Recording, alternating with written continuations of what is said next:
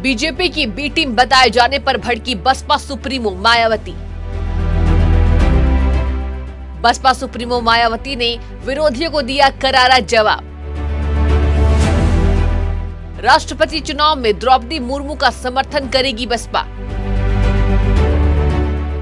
देश की पहली आदिवासी राष्ट्रपति बन सकती है द्रौपदी मुर्मू।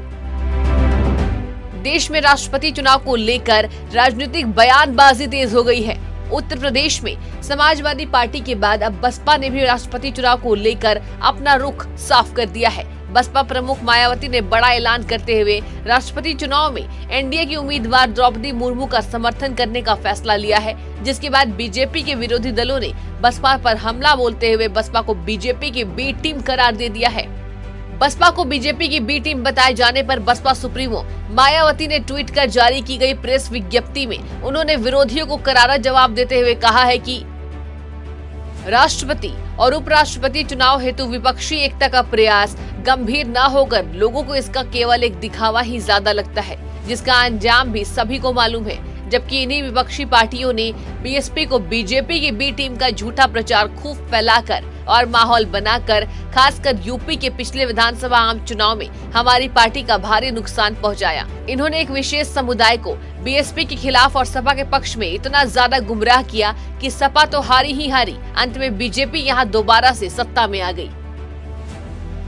देश में अब तक आदिवासी समुदाय का कोई व्यक्ति राष्ट्रपति नहीं बन पाया है। ऐसे में आदिवासी समाज में से किसी व्यक्ति को देश के सर्वोच्च पद पर बिठाए जाने की मांग लंबे समय से उठती रही है।